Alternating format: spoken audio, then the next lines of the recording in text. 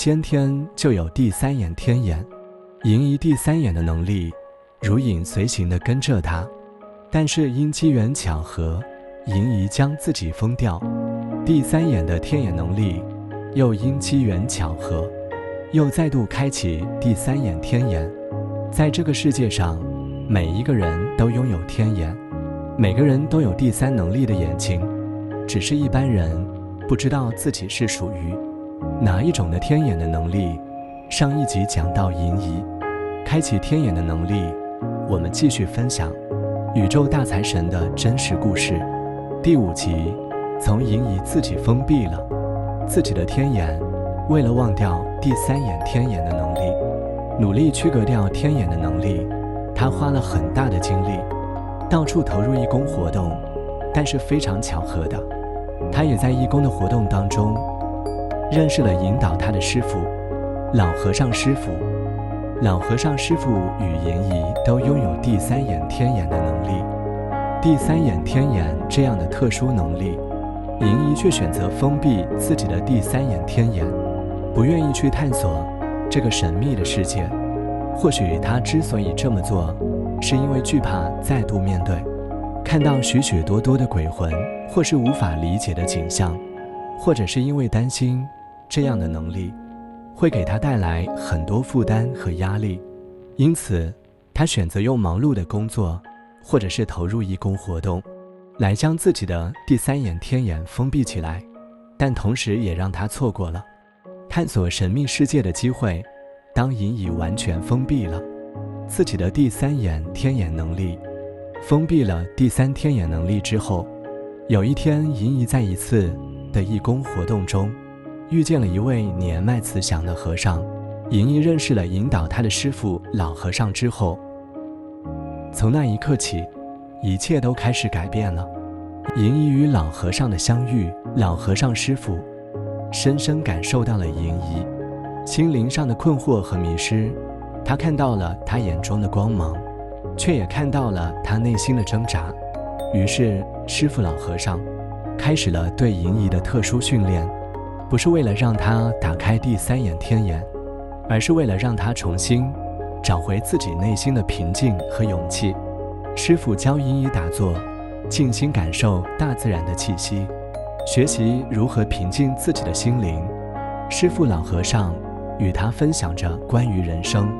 关于信念的故事，启发了他内心最深处的智慧和勇气。在师父老和尚的悉心教导下，银姨不仅重新找回了自己，也找到了一条充满信念和希望的人生之路。他知道，即使第三眼天眼对他来说是一份沉重的礼物，但只要用心对待，它就会成为他人生中最珍贵的宝藏。随着时间的推移，银姨听取了老和尚的智慧，学习如何与自己的内在和平共处，如何与他人和谐相处。在老和尚的引导下，他们穿越了许多困难和挑战，但每一次挫折都成为了他的成长的养分。倒了再爬起来，倒了再爬起来，永不放弃。这段奇妙的旅程，面对生活的种种考验，学习到人生最珍贵的感悟，人生中最珍贵的回忆，并深深地影响银姨。当然，老和尚在训练银姨的同时，银姨的天眼能力又再度启发，第三眼天眼又如影随形跟着银姨，银姨的天眼又再度开启，天眼再度开启，他心里有预感，必定要完成什么任务，只是不知道是什么任务，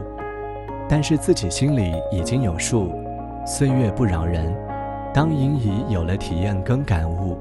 又再度开启第三眼天眼时，他的师父老和尚此时也年迈岁多。老和尚师父离开了人间，老和尚正式涅槃离开人间。老和尚涅槃之后，银姨没有了导师。从那一刻起，他很清楚自己要成为自己的导师，时时勉励精进自己。悠悠岁月，时间匆匆过，老和尚离开人间之后，银姨第三眼天眼的先天能力没有减少，反而更深层的认识无字天书，也有更深一层的体悟。老和尚离开之后，银姨很快的又投入了义工生活。他到团体当义工，不只投入他的金钱，也投入他的智慧，去帮忙当义工。有一天，银姨跟妹妹在家，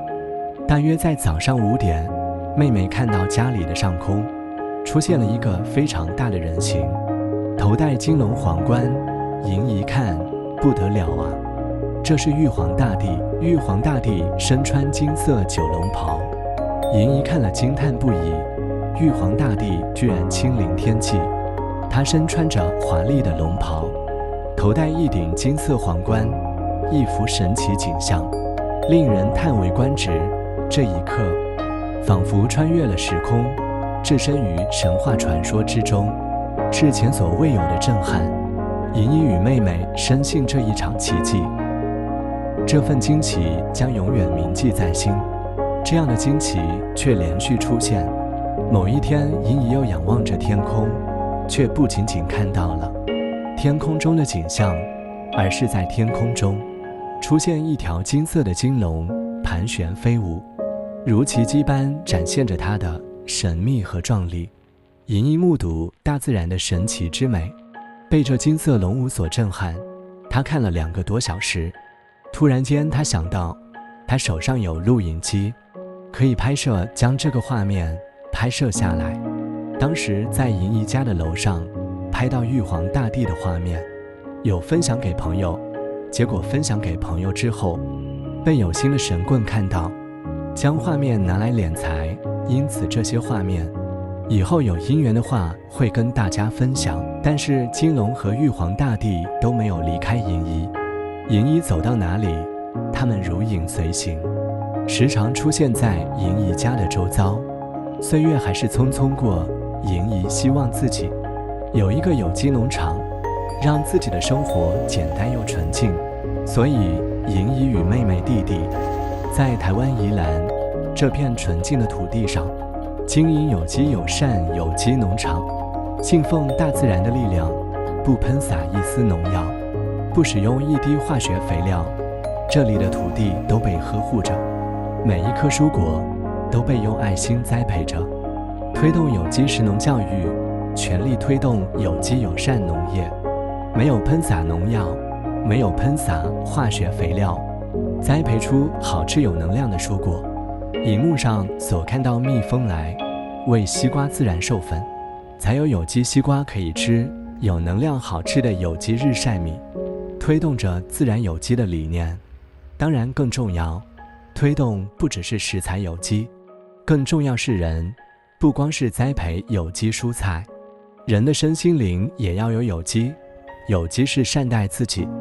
而且在自己的有机农场里面，清晨日出被阳光和鸟鸣唤醒，感受大自然的灵感。有机友善教育农场是银姨自己家的有机农场。银姨的妹妹是留日农业人才，弟弟也大力推动食农教育，妈妈全力配合栽种有机蔬果、有机水稻，也是妈妈的梦想。她希望家人都可以实现种有机的蔬果的理念，可以保护环境，又种有机蔬菜。这个理念，银姨非常赞成。有了这样的有机农场理念，在有机农场里面还有能让我们的灵性休息养灵。所以有了这个梦想，银姨及家人他们决定了要盖有机农场。因为有了这个梦想，他们开始找了土地，做农场的土地。银姨与妹妹找遍了土地，在2013年找到了一块土地，卖很久一直没卖出去。2013年某一天，银姨与妹妹看了这一块土地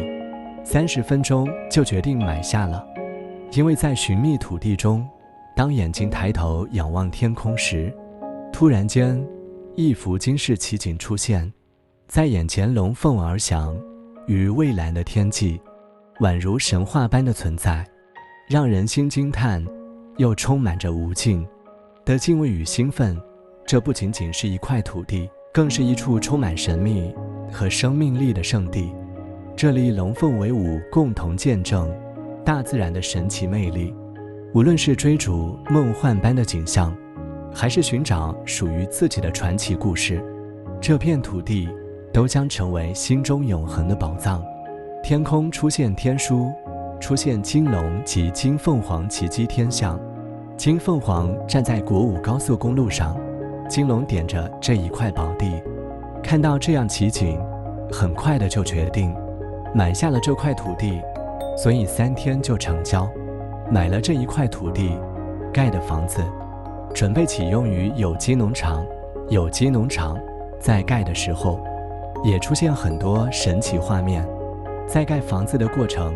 建筑物上方一直有大型物体有形体坐在上方监工。工程完工之后，经人介绍，请了一个老师择日要搬进去新房子的日子。请的这一位择日老师自称法力高强，他便帮我们择日入宅的日期。当看好的日子以后，家人同意，并向家里的神明禀明，确定要在2016年1月。当我们已经准备好了要入住新房子，这时择日的老师突然间建议我们不要入住，再慢1个礼拜再入住。但是当时大家都准备好了要入住新房子，但是在这一位老师大力劝阻下，我们还是听他的话，推迟了1个礼拜。在入住新房子，我们一起决定推迟1个星期入宅。但是日子延期，并没有焚香祷告。家里的神明入住新房子，要更换日期，也糊里糊涂准备，慢了1个礼拜入住新房子。等到日子到了要入住的前1个礼拜，才发现不对啊，原本择日要入住新的农舍的日子，竟然是这么漂亮的景象，我们却没有入住。原本看的日子这一天其实就是台湾有史以来最强的霸王寒激流来袭下大雪，下雪下到平地来，下了一场大雪。当时下雪我们就后悔了，不应该改日期入住，应该在原来日期入住才对，但是已经来不及了。听了那个神棍骗得我们团团转，还要我们改日期。入宅之后，事情终于发生了。恐怖的事接踵而来，日期看好了又更改，更改日期，淫仪忘记跟神明祷告，要更改入新宅日期，什么日期入住没有说清楚，糊里糊涂的终于发生事情。入住不到1个月，淫仪病倒了。入住当天就发生了一件大事，因为淫仪病倒了，淫仪的弟弟也病倒了，但淫仪莫名其妙没有症状离奇生病，人不舒服，肺部感染的肺炎，所以家人马上送他到医院挂急诊。当时我只看到护士打了1针就睡着了，醒来的时候发生什么事了？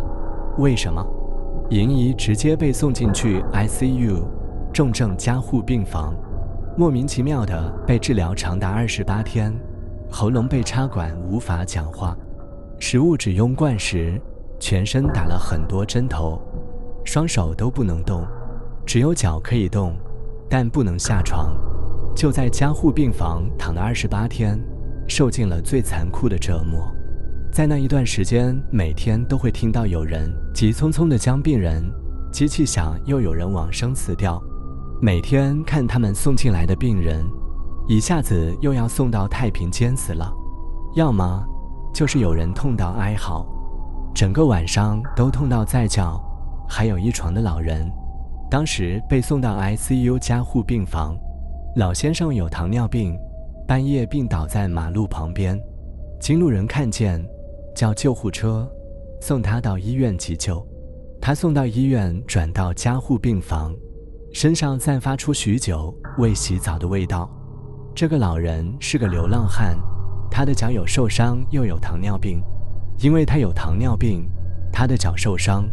又没有好非要治疗，又没有洗澡，所以脚里面已经长满了蛆虫。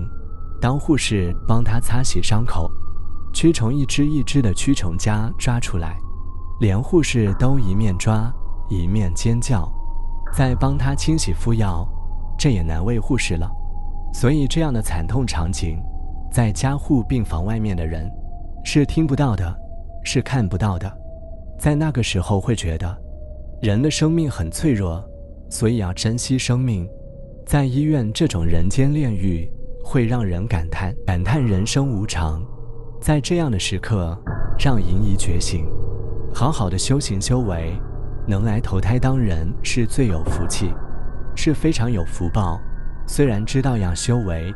但是当时医院已经通知银姨的家人，告知银姨这种病情前所未有，而且查不出病因，所以非常的严重，可能无法治疗。所以请家属准备后事，准备往生人死亡人的寿衣吧。肺部都是白色的，严重的纤维化，而且很多痰，肺部都是白色，都是痰，也就是说严重的肺炎。所以医生告诉家人，他要准备后事，就算医生用最大努力抢救他，就算没有死掉死亡，也是会一辈子带氧气筒生活一辈子。银姨的妹妹、妈妈、弟弟家人听了心里都很难过，虽然家人难过，但是一直觉得银姨应该不会这么严重。银姨的妹妹也告诉她，远在日本的表姐及表姐夫，因为表姐夫是日本人，他在日本长野的红十字会的医院上班，他曾经自己也因为肺炎严重，所以洗肺过，但是他只是到医院洗肺完就回家，也没有住院，2-3天1个礼拜，病就完全好了。所以表姐就告诉了银姨的妹妹，请她告诉医生，洗肺就好了。表姐及表姐夫建议可以用洗肺的方式治疗，因此救了银姨。表姐及表姐夫也因此种下了善根，也为未来写下无比的伏笔。后来银姨的妹妹就跟医生商量，告诉了医生，医生评估以后觉得可行，医生团队就为银姨进行洗肺，马上为银姨洗肺。但是恐怖来了，洗肺的过程是没有打麻药，然后喉咙插了一个非常大的管子，管子进到肺部，然后进行洗肺。天呀，这恐怖的经历来了！银姨惊恐惊慌，银姨害怕发抖着，双手紧握咬紧牙关，心里一直默念南无阿弥陀佛，南无阿弥陀佛。下一刻，银姨瞪大眼睛，大声惨叫。银姨大声惨叫，又马上停止惨叫，因为刚要洗肺的时候，银姨看到右上方有一个女人很漂亮，站在右上方，穿了一身白色龙袍，头上戴着白色冠帽，然后对银姨微微的笑。原本害怕又恐惧的心灵顿时心安定下来了，内心不再害怕恐惧，银姨的心灵突然间平静下来。看了这个画面，心安定下来了。心安定下来之后，银姨闭上眼睛，让医护人员去处理，心里只有感恩，也是感恩，还是感恩。银姨从眼角热泪滚滚地流下来，感动的眼泪流下感恩的热泪。医生以为她是担心，就安慰着不要哭，很快就会好。银姨微微的点头表示谢谢，银姨是流下了感动的眼泪，感恩的眼泪，这是非常令人动容的画面，只是很可惜无法拍到，让大家看到站在空中的白色的女神。治疗完以后，银姨非常幸运，很平安，很健康，而且快速好转。银姨就带着氧气罩，暂时用氧气罩来代替氧气，输送到肺部体内。如果照医生说，暂时要带氧气筒，但是可以训练呼吸，训练呼吸的能力，慢慢让呼吸恢复正常，让呼吸正常，慢慢好转。如果有信心勇敢，应该能恢复正常。银姨求生意志很强，就开始训练自己，就开启自己训练自己如何不用氧气筒，然后可以呼吸恢复正常。肺部好起来。莹姨自己心里盘算，用最安全，然后慢慢练习呼吸，然后可以摆脱氧气罩，靠自己来呼吸活下来。所以莹姨就自己偷偷的练习，5分钟不戴氧气罩每次，再练习15分钟不戴氧气罩每次，再练习1个小时不戴氧气罩每次，再尝试2个小时不戴氧气罩，完全没事，再练习3个小时不戴氧气罩，完全没事。莹姨在训练自己呼吸，莹姨在训练呼吸这段时间，神奇的画面又出现了。莹姨第3眼天眼又看见许多神迹的事件。莹姨看见身穿白色龙袍的女神又出现。如果当天有重症的患者，痛到只在哀嚎，莹姨看到那位漂亮身穿白色龙袍女神出现，然后帮这些重症的患者做治疗。这是亲眼看见，不是闭着眼睛看，是用肉眼看到的，看到她为他们敷药，帮他们喂药。这些因为亲眼所见，让莹姨惊叹神奇。过了1-2个小时后，就会发现病人不再那么哀嚎，也比较平息，身穿白色龙袍的女神就会离开。但是莹姨却会身体不舒服，身体会很痛，因为这个身穿龙袍女神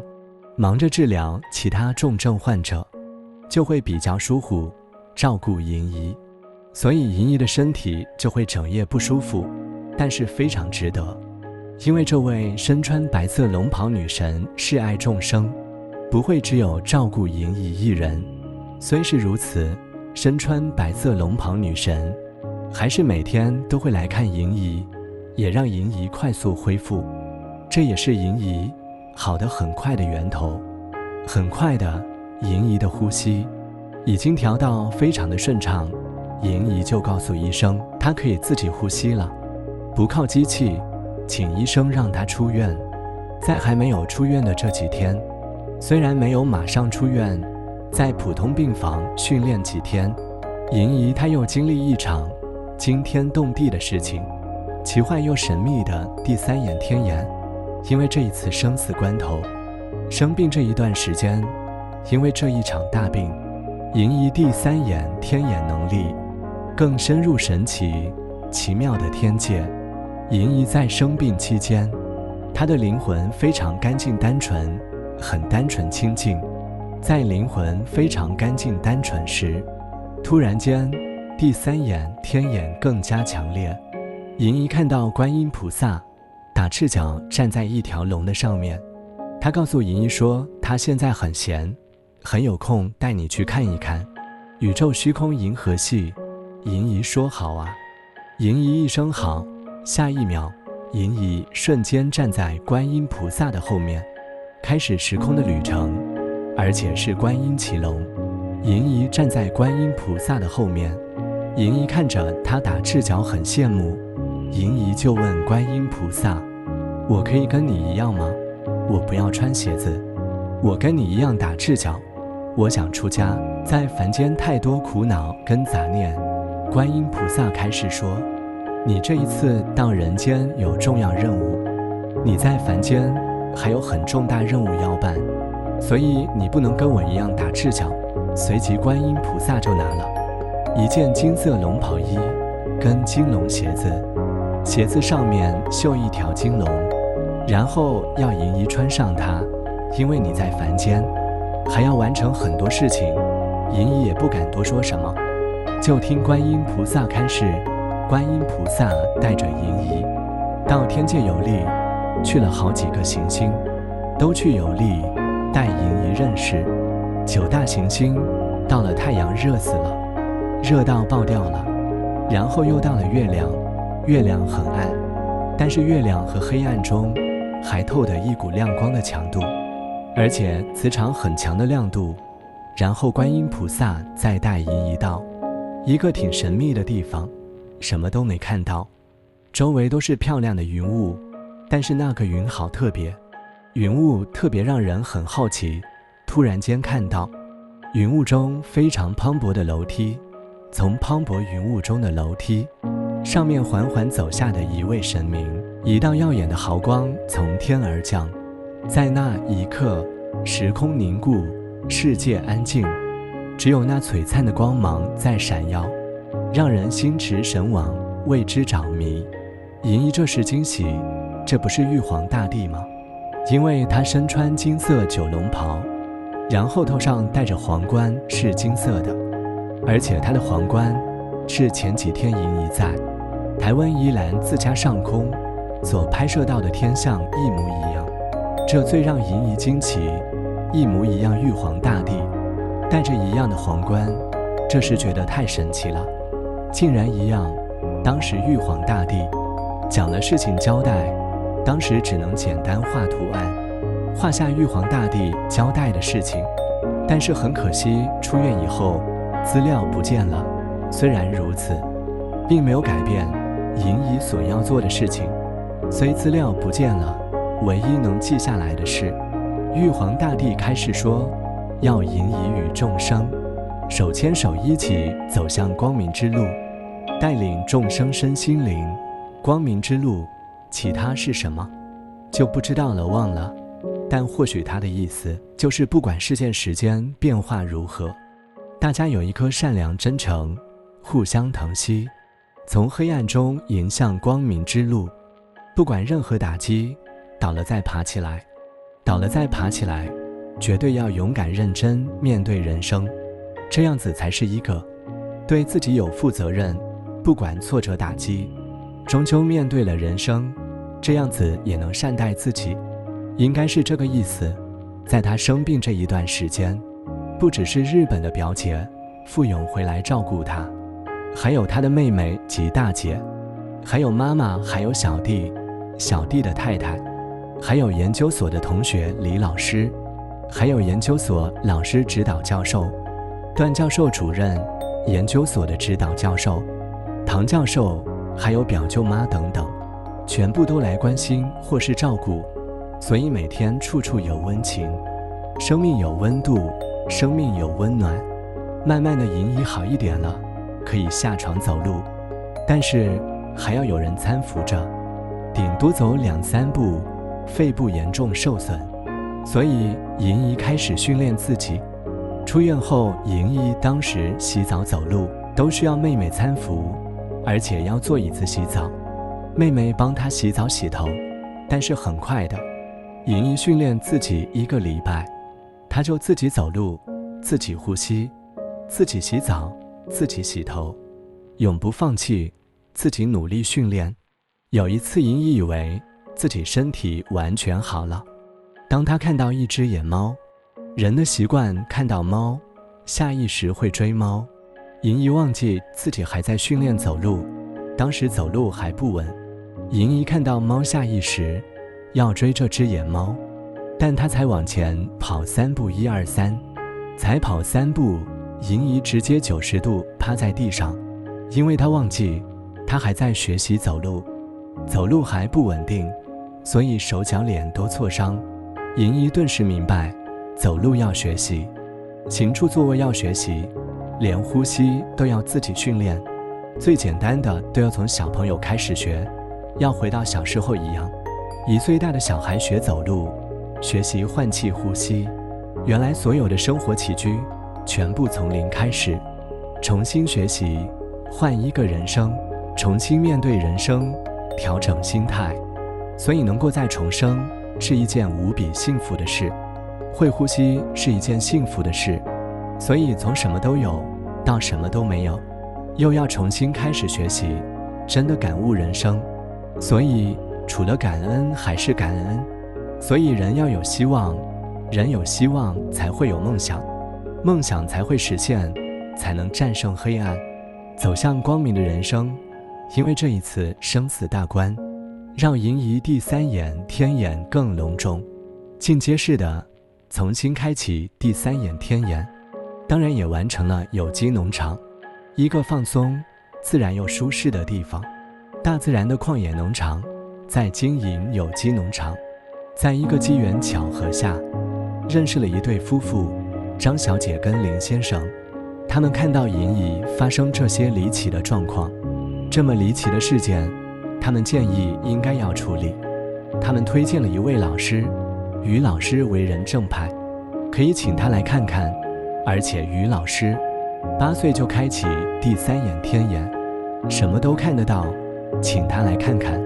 而且他为人很正派，他也帮人专业写祖先牌位，很专业写祖先牌位。这集先讲到这里，下集再继续分享。温馨小语分享：无极玉山凤雏母开示，在这末法时期，地球灾难多，但是地球有灾难，人类祈求神明护佑人间，人类要脱离灾难，唯有共同爱心耐心，爱护彼此的心，有这样共同的信念，神才会愿意保护人类，保护地球，让地球灾难减少。所以人类要共同协力，共同爱护地球，共同爱护人类，在共同的困难与劫难中，也会从黑暗走向光明，从黑夜走到日出。所以要有信心，互爱善良慈悲的心，让灾难消退，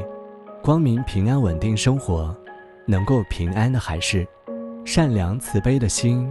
彼此爱护的心，才会让神明感动，让神明来护佑人间，地球人类走向光明。